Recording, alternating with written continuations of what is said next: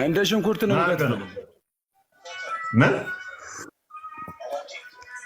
እስቲ አንተ ልብ አለ፣ እኔ ልብ አለኝ፣ አገሬ እነግርሃለሁ። እስቲ አንተ አውራ፣ እስቲ እዚህ ሀገር ነኝ በለና እውነተኛ እስቲ አውራ። እኔ ሽንኩርት ያለው ደግሞ ከትፈኝ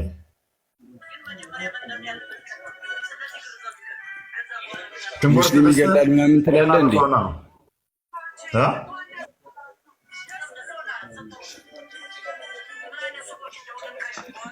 ጓዳ ሆነ ከማውራት ወጣ ብለህ አውራ። ወጣ ብል ምን ልታደርገኝ? እንደ ሽንኩርት ልከትፈኝ? በደንብ አድርጌ ትበላኛለህ። ከዛ በኋላ ስለ ነቢያችን ባወራ ምላስን ነው የምቆርጠው። ትበላኛለህ ወይ? ምክንያቱም ተፍሲር አልቁርጡቢ ቮሊዩም 2 ላይ ፔጅ 85 ላይ እንደኔ አይነቱን አርደህ እንድበላ ይፈቅድልሃል። እኔ የበከተ ስጋ አልበላም። በክታለሁ። አንተ በክታለህ እኮ በአንዳንድ ኢስላሚክ ጁሪስፕሩደንሲው ላይ ፔጅ 199 እና ፔጅ 202 ላይ አርደህኝ ደሜን መጠጣት ስጋዬን መብላት እንደምችል ስለሚፈቅድልህ ያው ይሄ ሰይጣናዊ አስተምሮ ጭንቅላትን ስለሞላ ነው ለማረድ እንደዚህ ያለ ናፍቆት። ወንድሜ እንወድሃለን።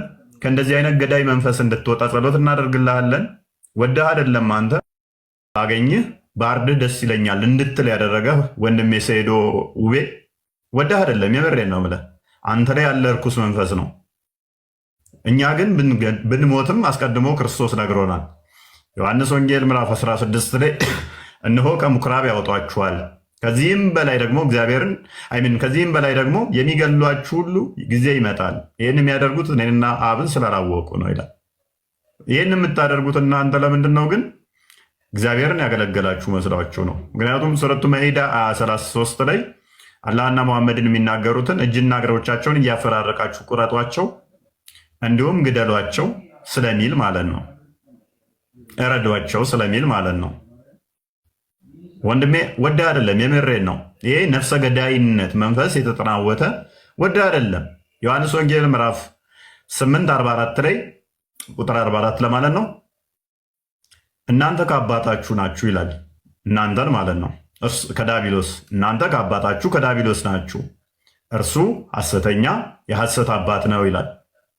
አባታችሁ ምንድን ነው? ሐሰተኛ የሐሰት አባት። ልክ ሙሐመድ ሐሰትን እንዳስተማረ ስትረው ፈጠበሪ ቮሊም 6 ፔጅ 111 ላይ ሐሰተኛ እንደነበር ስለሚናገር፣ እንዲሁም ደግሞ ዋይድ አስተሊን 249 ላይ እንዲሁም ደግሞ ሱራ 16:106 ላይ ምላሶቻችሁ በሚመጥኑት ውሸት ልትቀጥፉ ተፈቀደላችሁ ስለሚል፣ ስለዚህ እናንተ ከአባታችሁ ከዳቢሎስ ናችሁ ይላችኋል መጽሐፍ ቅዱስ ዮሐንስ ወንጌል ምዕራፍ 8 ቁጥር 44 ላይ ማለት ነው።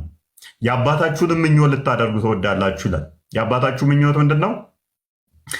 ነፍስ መግደል። እርሱ ሐሰተኛ ሐሰት አባት ነው። የአባታችሁን ምኞት ልታደርጉ ትወዳላችሁ። እርሱ በእውነት አልቆመም፣ ውሸትን ሲናገር ከራሱ ነው። ነፍሰ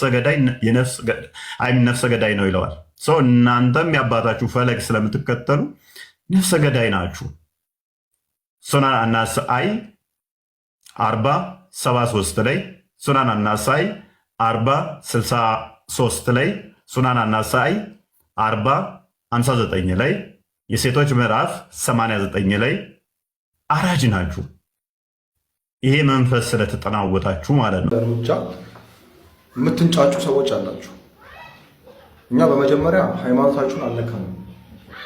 ሃይማኖታችንን የነካብን ግለሰብ ደግሞ እርምጃ ይወሰድበት ማለታችን የሚያስደነፋ ከሆነ የሚያንጫጫ ከሆነ የእናንተም ልብ የእፎይም ልብ ምላሱ ላይ ነው ያለው ወይስ ልቡ ላይ ነው ያለው? ያን ነገር ማወቅ እንፈልጋለን። ስለዚህ አድራሻውን ጠቁሙ። ከዛ የእናንተ መንጫጫት የእናንተ መደንፋት ከ40 ሰከንድ ቪዲዮ እንደማያልፍ ታዩታላችሁ። መልካም።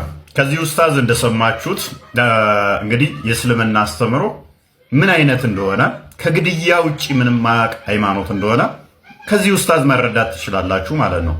እያንዳንዳቸው ኡስታዞች እነሱና ብድግ ብለው እፎይ ይገደል፣ አድራሻውን ንገሩን። እስልምና ጤናማ ሃይማኖት አይደለም። ለዚህ ነው ገዳይ ናችሁ የምንላችሁ። ከእንደዚህ አይነት አስተሳሰብ ውጡ። ደም በመጠጣት ምረኩ ከሆነ ቄራ ስሩ፣ ወይንም ቄራ ስጋራጁ ነው። እዛ ብዙ ደም ታገኛላችሁ በየቀኑ የደም ጥማት እንዲህ ካለባችሁ ማለት ነው። ይህ ሰውዬ እንግዲህ ለራሱ ማያደርገውን አድራሻ ጠቁሙን እርምጃ ይወሰድበት ይላል። ጠቁሙኝ ለምን አትልም? እዚህ ቦታ ነው ያለሁት ብለህ አድራሻህን አንተ ለምን አትናገርም?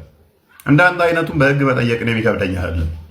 አድራሻህን ተናገርና እስኪ አንተም አውራ እዚህ ቦታ ነኝ በል እና አድራሻውን ደግሞ ኢንፎርም አድርጎ ነው። ኤኒዌይስ እንደዚህ አይነት ውርጋጥ ኡስታዞቻችሁ ናችሁ ይገደል የሚሉት ማለት ነው። እግዚአብሔር ዝሙተኛ ነው፣ ዝሙት አሰርተዋል። እግዚአብሔር ዝሙተኛ ነው፣ ዝሙት አሰርተዋል። እግዚአብሔር ዝሙተኛ ነው፣ ዝሙት አሰርተዋል። እግዚአብሔር ዝሙተኛ ነው፣ ዝሙት አሰርተዋል። እሱን ሁሉ እንዲያበሰብስ ልብሳችሁን እያበሰበሳችሁ በቁም እየሸናችሁ እንደ ግመል ማኑላችሁ ላይ እየረጫችሁ ነው። ደግመል ማኑላችሁ ላይ እየረጫችሁ ነው። ቢሆት ናችሁ እፎይና እፎይ መሰሎች ማለት ነው። መጠጥ እየጠጣና አረቄን እየጋክ እየገባ ሚስቲ ላይ እየተፋ 100% ይዋሻል። እሱ ከሚያወራው ነገር ውስጥ 1% እውነት ካለ እኔም በፈለጋችሁበት መንገድ አዋርዱኝ፣ በፈለጋችሁበት መንገድ። ቆይ ምን ስዋሽ ሰማ? እኔ ያው ውሸታም። እስቲ ቀጥል እንስማ። ባለፈው መስጂድ ሰሞት ከእስልምና የወጣ ሰው ለምን ወጣ ተብሎ ይገደላል። ይህ ግን ፈጽሞ ውሸት መሆኑን እንግዲህ ማስረጃ ቪዲዮ ላሳያችሁ። ታሪኩ ለልጀማ እዚህ ጋር ቆርጠው ይሰጣቸዋል። ታሪኩ ለዲኒ ሃይማኖትን ጥሎ የወጣ የምትለዋን ማለት ነው። ያኛው ለምን አይጨርስ? ይሄን ሐዲስ አሁን አሳያቸዋለሁ። ይሄን ቆርጠው ግማሹን ይሰጣቸዋል። ሃይማኖትን ጥሎ የወጣ አልሙፋሪቁ ለልጀማ የሚለው ስለምን ይተዋል? አልሙፋሪቁ ለልጀማ ሃይማኖትን ጥሎ የወጣ ካሉ በኋላ ነብዩ ሰለላሁ ዐለይሂ ወሰለም እንደገና መልሶ የሙስሊሞችን አንድነት ለመበታተን የተዋጋ ምሳቸው አይደለም። የሙስሊሞችን አንድነት በትኖ ለመበታተን የሚሰራ ከሆነ ማለት ነው። ያ ማለት ሙሐሪብ ማለት ነው፣ የሚዋጋ የሆነ ማለት ነው። በሃይማኖት ማስገደዳለው የለም። ላ ኢክራሃ ፊዲን ይላል አምላካችን አላህ ቃል በቃል በሃይማኖት ማስገደድ የለም ይላል። አባካችሁ ለሱም ብቻ አይደለም እናንተም ብትሆኑ የማታውቁትን ነገር ለማውራት አትጣሩ፣ ማትችሉትን ነገር ደግሞ አትጋፉ። መልካም እንደሰማችሁት ነው እንግዲህ ይሄ ልጅ ከዚህ በፊት ተተወያየ። እኔ ክርስትና እንቀበላለሁ ብሎ ነበረ። ውይይት ጥሪ አቅርበን ከ16000 በላይ ሰው እየጠበቀው የተማመነበት ኡስታዝ ከቤት ያልወጣም እንዳለ ታስታውሳላችሁ። ኮመንቱንም ዘግቶ ዛሬ እፎይ ይዋሻል፣ 100% የሚናገረው ውሸት ብቻ ነው፣ እውነት ከተናገረ አዋርዱኝ ብሏል። መዋረድ ማይሰለች ከሆነ እንግዲህ በመረጃ እናዋርዳለን ማለት ነው። ከምትዋረድ እስልምና ውስጥ ተቀምጠ ግን ክርስትናን እንጋብዛለን። በማን ምላሽ እንስጥ? የአንተ የተማመንክበት ኡስታዝ ውሸታም እንደሆነ በቅድሚያ በኡስታዝ ይገደላል። ኦኬ አንድ ሰው ሙስሊም ነው። ኦኬ እንግዲህ ኢስላም ማለት ግልጽ የሆነ ሃይማኖት ነው። ኦኬ ስለ እስልምና ያውቃል፣ እስልምና ሐቅ መሆኑን ያውቃል፣ ሙስሊም ሆኖ ኖሯል። ኦኬ ኢስላም ላይ ጥያቄ ጠይቆም ሊሆን ይችላል፣ ተመልሶለታል። ኦኬ እስልምና ዋضح ግልጽ የሆነ ኦኬ መሆን አውቋል። እሱ ግን እያወቀ መጣመም ነው የምፈልገው ብሎ ሙርተድ ከሆነ ወደ ሌላ ሃይማኖት አላህን ከማምለክ ከእስልምና ከወጣ ኦኬ ከእስልምና ወጥቶም ደግሞ እድል ይሰጠዋል። ለ3 ቀን ቢያንስ እድል ይሰጠዋል እንድናዝብ ማለት ነው፣ እንዲመለስ እንዲያውቅ። አይ ካለ ግድያ ነው በዚህ ሰው ላይ የሚፈጸመው ማለት ነው። ይገደላል። ኦኬ ይገደላል። ኦኬ እንግዲህ እንደሰማችሁት ነው። እኔ እንዳልኩት እንደ ሸሪያው ህግ አንድ ሰው ከእስልምና የሚወጣ ከሆነ የ3 ቀን እድል ነው የሚሰጠው። ወደ እስልምና ማይመለስ ከሆነ እንቅፋት ስለሚሆን ይገደላል ብሏል። እዚሁ ቲክቶክ ላይ የምታውቁት ኡስታዝ ማለት ነው። ምስክር በአንድ ብቻ አይደለም፣ በሁለት እናድርገው። ሙስሊሞች የሚተማመኑበት የሚኮሩት የንጽጽር ፈርቀዳጅ የሚሉት ኡስታዝ አቡ አይደር ምን ይላል? ስማው። ከእስልምና ከወጣ ይገደላል ወይ ከተባለ አዎ ይገደላል። ግልጽ ነው። መስፈርት ግን አለ የሚገደልበት ማለት ነው። መጀመሪያ የ3 ቀን ጊዜ ይሰጠዋል። ለምንድን ነው ከእስልምና የወጣው ይባላል፣ ይጠየቃል። ለምንድን ነው ከእስልምና የወጣው ይባላል። በመጀመሪያ ጥያቄው ምንድን ነው? የሙስሊም ሊቃውንቶች ይመጡለታል። ከእስልምና አንጻር ጥያቄ ካለው ጥያቄዎች ይጠይቃል። እነዚያ ጥያቄዎች ይመለሱለታል። እንደዚሁም ደግሞ በገንዘብ ምክንያት ቸግሮት ከሆነ የሙስሊሙ ግምጃ ቤት ይኖራል። የሸሪዓ ሀገር ስለሆነ የሙስሊም ግምጃ ቤቶች እንደዚሁ የሸሪዓውን እንትን ይሰጡታል ማለት ነው። ከሸሪዓ ከግምጃ ቤቶች የሚመገበው የፈለገውን ነገር ይሰጠዋል። ከዛ በኋላ ቀን ተሰጥቶት እንትን ቢያምቢ ካለ አልፈልግም ካለ ሆነ ይገደላል። የሚገደልበት ምክንያት አንድ ሰው እኮ የሚገደልበት ምክንያት ምንድን ነው ከተባለ ያንን ህግጋት ወይም ደግሞ የእስልምናን ህግጋት ወይም ደግሞ የሸሪዓውን ህግ ስለማይፈጽም ነው። ግልጽ ነው። አንድ ሰው ከሃዲ ከሆነ የሸሪዓውን ህግ አይፈጽምም ወይም ደግሞ ፋሪቅ ሆነ ይበተናል ማለት ነው። ከጀማው ይበተናል። ስለዚህ የሰውዬ ቀጥታ ይገደላል ማለት ነው። ፈሪቁል ጀማ ይሆናል። ከጀማው ይለያል ማለት ነው። ከጀማው ስለሚለይ ይገደላል። የሚገደለው ስለሚያምን አይደል፣ እንዲያምን አይደለም ራሱ የሚገደለው የሸሪዓውን ህግ ስላስተላለፈ። ለምሳሌ ኢትዮጵያ ህግጋቶች አሏት። እነዛን ህግጋቶች ውስጥ አንዱ አገርን መካድ ያስገድላል። ሀገሩን ከካደ አንድ ሰው ያስገድለዋል። ስለዚህ አንድ ሰው ኢትዮጵያን ከካደ ይገደላል። ለምንድን ነው የሚገደለው? በወንጀሉ ምክንያት ነው። ይሄኛውም ሰውዬ ወንጀል ሰርቷል። አንድ ሰው በሸሪዓ ህግጋቶች ወይም ደግሞ ህግጋቶች የሚፈጸምበት ሀገር ላይ እየኖረ እነዚህን ህግጋቶች እስካልፈጸመ ድረስ ህግጋቶቹ ስላልፈጸመ ይገደላል ማለት ነው ወገናችን። እና ይሄ ነው። አሁንም ጥያቄዎችን በማስረጃ መጠየቅ ትችላለህ ያልገባህ ነገር ካለ። እሺ የነገርሽኝን ያው በጣም እየተገረምኩ ከመስማት ውጭ ምንም ማለት ፍሪዌል አለው ብሎ አላህ አንድን ሰው ፈጥሮ እስልምናን ሲክድ እስክድሃልና 3 ቀን ብቻ ያውን በሰዎች ነው ፍርድ የሚሰጠው በአላህ ሳይሆን በሰዎች 3 ቀን ተሰጥቶት ይገደላል። ዋይ በዛ ላይ እስልምና አገር አለው እንዴ? እኔ ዓለም አቀፍ ይመስለኝ ነበር። አገር አለው እንዴ እስልምና? እና የቁርአን ህግና የአላህ ህግና የአንድ ሀገር ህግ ለሃይማኖት ይሆናል እንዴ? እንዴት ብሎ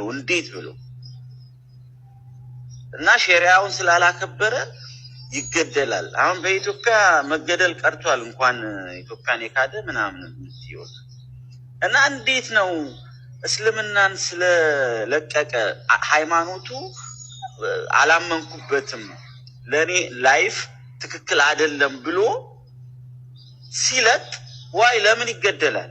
ሜቢ ተሳስቶ ከሆነ እንኳን ጊዜ ሲያገኝ አላህ እንዳለው ይቅርታል ጠይቆ ሊመለስ የሚችልን ሰው በ3 ቀን በሰው ፍርድ ለምንድን ነው የሚገደለው?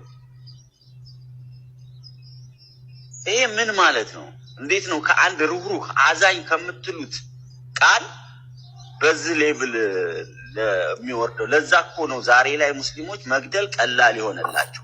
በአለም ላይ 100% ይዋሽ ሙስሊም ካሁን በኋላ የመልስ ምት መስጠት መቻል አለብህ። መግደል አለባቸው። ካልገድክ አይሆንም። መነሳት መቻል አለብህ። አንገቱን መቁረጥ አለብህ። ጨርግድለት አንገቱን። ፈሪ ናቸው፣ ቅዘናም ናቸው። ወላሂ ሱመ ወላሂ ጨርግድለት አንገቱን። ልትነሳ ይገባል።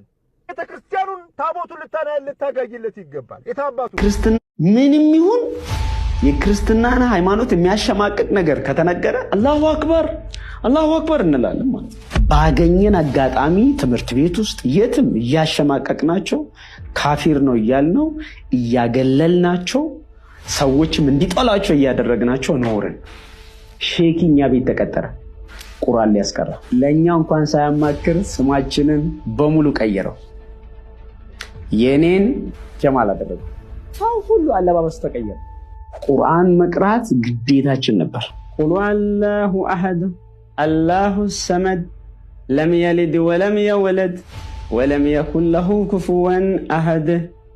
አላህ አንድ ነው ልጅ የለውም ብሎ የኢየሱስን የእግዚአብሔር ልጅነት ለመቃወም የተጻፈች ቻፕተር ናት። ሼኪ የመሆን ምኞት ያደረብን ይዛል። ጀነት ሰው ለመግባት ሪኳየርመንት ምንድን ነው? 1 2 3 4 5 6 7 እነዚህ ራሱ እውነት ቢሆኑ ሰው ማሟላት አይችልም። እውነት ቢሆኑ ማለት ነው። በዚህ ተደርጎ እንኳን ቢገባ ከዛ ሌላኛውን ሼክ ደግሞ እንጠይቃለን። አላሁ አለም አላህ ነው የሚያውቀው።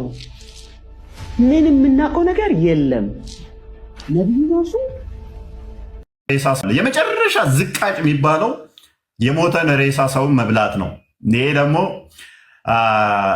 የራስ አስተምሮ ላይ አፕላይ አድርጌ ያሳያለኝ።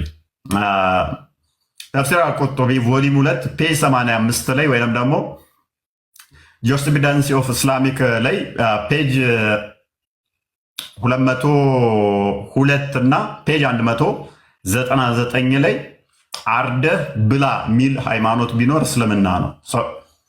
ክርስቲያኖችን፣ አይሁዶችን፣ ሌሎችን ሙስሊም ያልሆኑትን አርደህ ብላ ብሎ የሚያስተምር የቆሻሻ የዘቀጠ እምነት ነው። እንደዚህ አይነት መጽሐፍ ቀደሽ እንድ ቤት ብከተው ራሱ የሚበቃ አይደለም።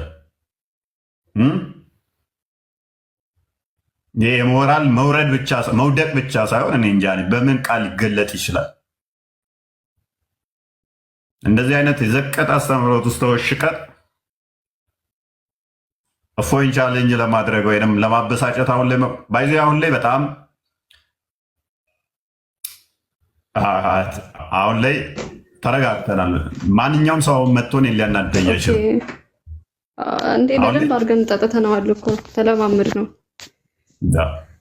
አሁን የሚመስላቸው ምንድነው? ድሮ የሆነ ነገር ይገቡና እንነነ ብለው የሆነ ቃል ሲናገር ይኸው ተሳደበ ይላሉ። አሁን ላይ እንደዛ አለው። በጣም ተገምቻለሁ አሁን ላይ። ምክንያቱም ቀጥታ ነብያቸውና አላህ ላይ አፕላይ ያደርግባቸውና በጠረባ ባመጡት ማለት ነው። አሪፍ ነው አይደል? ሲጀመር እነሱም አልተቃወሙም። አይ ቲንክ አሁን ምን ይባላልና በጋብቻ ጊዜ ድንግል የሆነ ሴት እሽታዋ መስማማቷ ዝምታዋ ነው ይባላልና አሁንም በዚህ ካየ ነው ዝምታቸው እሽታ ነው። በቃ ልክ ነህ አንተ በሚለው ነው የወሰድኩት እኔ፣ በሌላ ነገር አይደለም።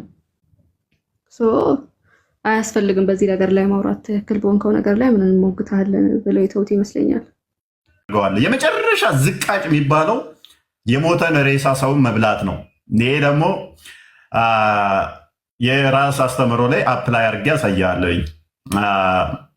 ተፍሲር አልቁርጡቢ ቮሊም 2 ፔጅ 85 ላይ ወይም ደግሞ ጁሪስፕሩደንስ ኦፍ ኢስላሚክ ላይ ፔጅ 202 እና ፔጅ 199 ላይ አርደህ ብላ የሚል ሃይማኖት ቢኖር እስልምና ነው።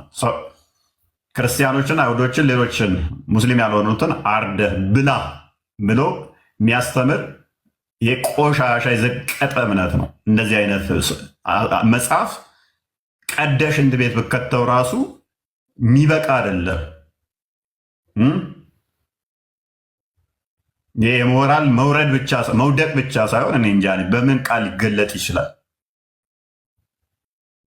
እንደዚህ አይነት የዘቀጠ አስተምህሮት ውስጥ ተወሽቀን እፎይን ቻሌንጅ ለማድረግ ወይም ለማበሳጨት አሁን ላይ በጣም አሁን ላይ ተረጋግተናል። ማንኛውም ሰው መጥቶን ሊያናደኝ አይችልም። እንዴ በደንብ አድርገን ጠጥተነዋል እኮ ተለማምድ ነው። አሁን የሚመስላቸው ምንድነው? ድሮ የሆነ ነገር ይገቡና እንነነ ብለው የሆነ ቃል ሲናገር ይኸው ተሳደበ ይላሉ። አሁን ላይ እንደዛ አለው። በጣም ተገምቻለሁ አሁን ላይ። ምክንያቱም ቀጥታ ነብያቸውና አላህ ላይ አፕላይ ያደርግባቸውና በጠረባ ባመጡት ማለት ነው። አሪፍ ነው አይደል? ሲጀመር እነሱም አልተቃወሙም። አይ ቲንክ አሁን ምን ይባላልና በጋብቻ ጊዜ ድንግል የሆነ ሴት እሽታዋ መስማማቷ ዝምታዋ ነው ይባላልና አሁንም በዚህ ካየ ነው ዝምታቸው እሽታ ነው። በቃ ልክ ነህ አንተ በሚል